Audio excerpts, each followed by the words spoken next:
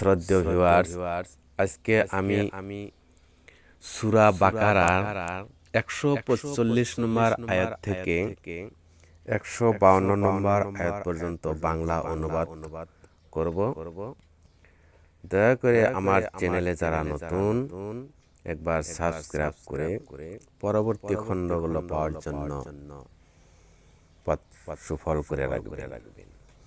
أعوذ بالله من الشيطان الرجيم بسم الله الرحمن الرحيم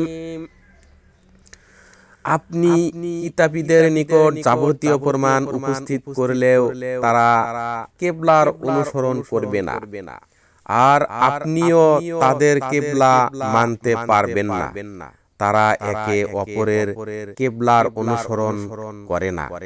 জ্ঞান আসার পরেও যদি আপনি তাদের হীন প্রবৃত্তির অনুসরণ করেন, তবে নিশ্চয় তখন আপনি অন্তর্ভুক্ত হবেন জালিমের। আমি যাদেরকে কিতাব দিয়েছি তারা তাকে ওই রূপ চিনে যে রূপ তারা তাদের সন্তানদের চিনে। তবুও একদল জেনে বুঝে সত্যকে গোপন করে। এ সত্য আপনার রবের পক্ষ হতে, অতএব আপনি সংসদীয়দের দলভুক্ত হবেন না। প্রত্যেকের রয়েছে একটি কিবলা, যেদিকে সে মুখ করে। সৎ কাজে প্রতিযোগিতা করো, যেখানেই তোমরা অবস্থান করো না কেন, আল্লাহ সকলকে একত্র করবেন। নিশ্চয় আল্লাহ সর্বশক্তিমান। যেদিক হতে বের হন, আপনার মুখ মসজিদে হারামের দিকে ফেরান, অবশ্যই তা আপনার রবের পক্ষ হতে বাস্তব সত্য। তোমাদের কৃতকর্ম সম্পর্কে বেখবর নন। আর আপনি যেদিক হতেই বের হন না কেন, মসজিদে হারামের প্রতি মুখ ফেরান।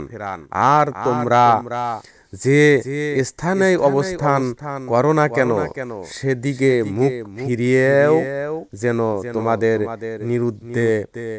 বিরুদ্ধে লোকদের কোনো যুক্তি না থাকে, যারা অন্যায়কারী তারা ছাড়া। অতএব তাদের ভয় করো না, আমাকে ভয় করো।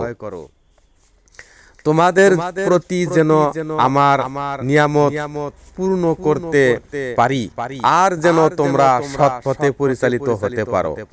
যেমন আমি তোমাদের মধ্যে হতে তোমাদের কাছে একজন রাসূল পাঠিয়েছি, যিনি তোমাদেরকে আমার আয়াত পাঠ করে শোনান, তোমাদের পবিত্র করেন, কিতাব ও হিকমত শিক্ষা দেন, এবং যা তোমরা জানো না তা শিক্ষা প্রদান করেন।